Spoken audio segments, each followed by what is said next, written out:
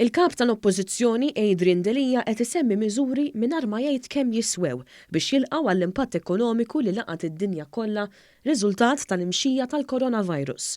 Mistoqsi mill-ġurnalist ta' One News fuq miżura li semma dwar il-ħlas tas-salarji ta' dawk li jitilfu xogħolhom, il-kap nazzjonalista ma li ssirx imqar ċifra ta' kemm se tiswa l-miżura, anki jekk mistoqsi dirett kemm se tiswa.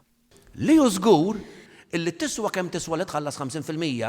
Adrian Delija seħ il-ġurnalisti f'konferenza ta' nofsija li fija kien negattiv għal passi li qed jieħu l-gvern fis-sitwazzjoni illi laqtet il-pajjiż kawża tal-coronavirus. Fis-stqarrija l-Partit Laburista qal li l-Oppożizzjoni hi bla direzzjoni.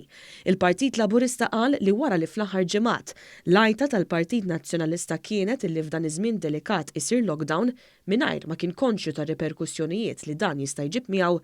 Issa, l-istess oppożizzjoni ddeskriviet il-pakkett ta' kważi 2 biljun euro f'miżuri għan negozju l-familji imħabbra mill-Prim Ministru bħala d-daħka fil-wiċċ. Fil-waqt li l-Partit Nazzjonalista jinġar mal-kurrent u jfajjar miżuri mingħajr lanqas biss jikkalkura iċ-ċifri tagħhom, il-Gvern kommess li dan il-pakkett ambizzjuż u b'saħħtu mhux biss ikun tajnuna għan-negozji u l-familji, iżda wkoll jiggarantixxi serħan il-moħħ u jipproteġi l-likwidità tan-negozji Maltin u Mewċin u l-ħaddiema kollha illi jaħdmu f'pajjiżna, saħaq il-Partit Laburista.